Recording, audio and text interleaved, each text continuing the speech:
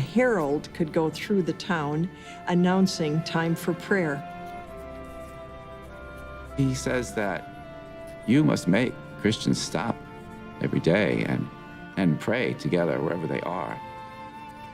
The biggest indication that Francis was changed by his encounter with Sultan Al-Kamil is that he rewrote the rule of his order, its code of conduct, its constitution, really, to say to his friars that you can go and live in peace among Muslims.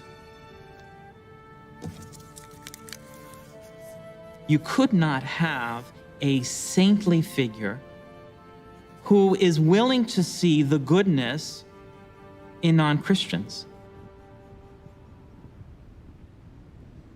Guard. Pelagius is within a few days' march of Cairo. His only thought now is to defeat Al-Kamil and take Egypt.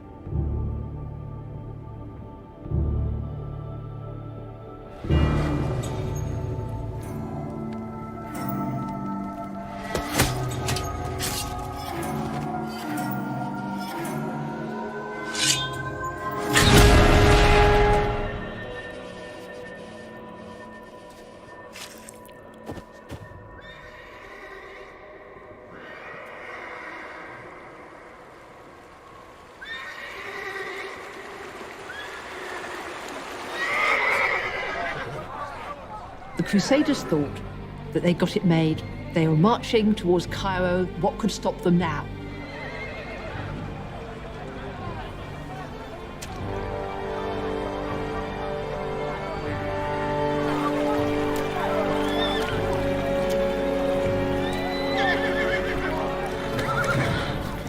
The answer is the Nile.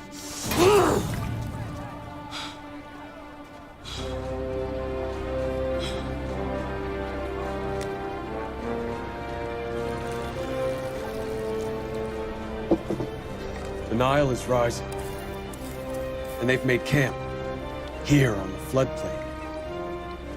The Crusader army does penetrate deeper into Egypt, but doesn't know the terrain, doesn't understand these networks of canals that they have, and this river, this ancient river, which can be raised and lowered. Al-Kamil ordered the sluice gates open and he flooded the country. They go to sleep one night and ready for battle, and the next day, they're flooded. They're in mud up to their waists. Your Holiness, we are defeated.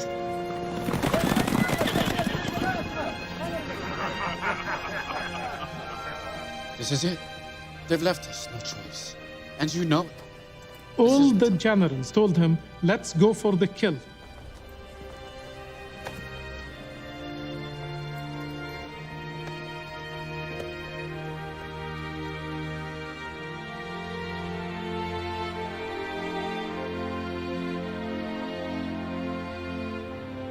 The encounter of Francis with the Sultan Malik al-Kamil is probably best portrayed as an encounter of faith. It was a faith exchange. It wasn't so much an intellectual debate, but it was an exchange of two men of faith testifying to how God has led them to this point in their lives. And each seemed, according to the testimonies, okay to listen to the other's perspective and allow God to be God in the lives of both of them.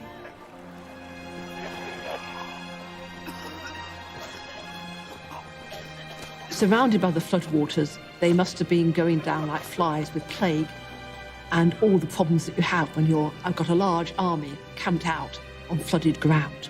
They can't fight. They're surrounded. The Muslim army could kill them all at will. He realized that the Crusaders are now in a very dire situation. They had starvations in their camp. They are surrounded by mud. They can't escape.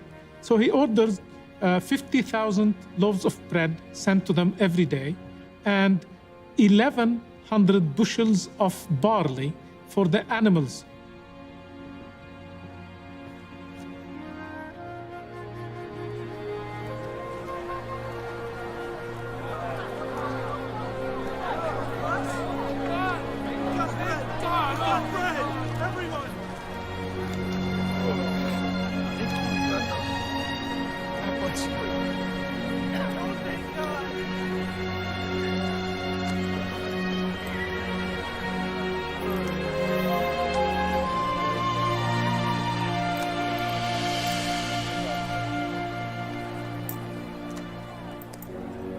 The Sultan was moved by such compassion that for many days he freely fed us as we were dying of hunger. Who can doubt that such kindness, mildness, and mercy proceeded from God?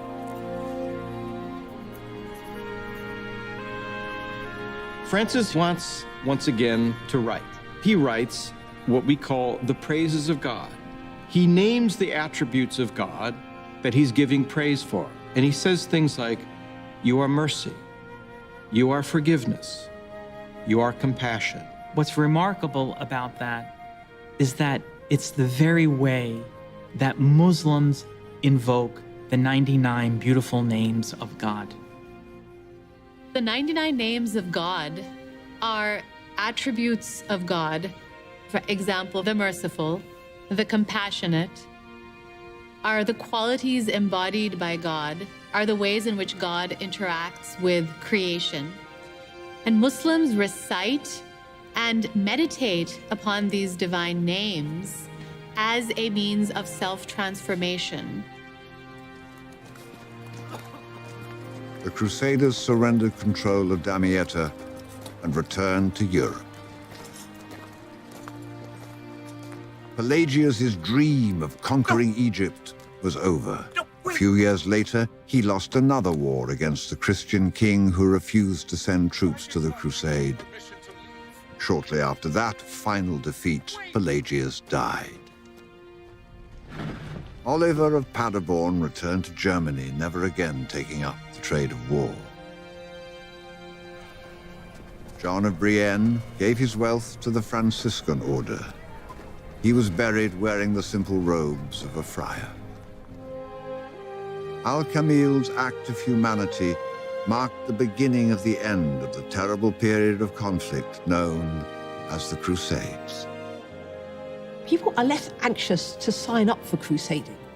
They were no longer convinced that Islam was the implacable enemy of Christendom. Another reason being the emphasis on the God that Christ preached. The loving God, the God who forgives, becomes much more important.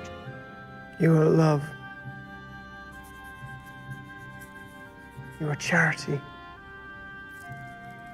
You are our hope. Francis died 7 years after Damietta. 2 years later, the church declared him a saint. Loving. Guide to the right path. The all-forgiving. The merciful. The compassionate. Al-Kamil ruled for 20 more years. His reign was marked by fairness towards the Christians of Egypt. He buried his mother in the mausoleum of a famous Muslim scholar he studied as a boy. Bloodshed and war didn't end with the Sultan and St. Francis. Angry, dehumanizing words spark violence today as before. Transcending differences. The road to peace runs through the common humanity that we all share.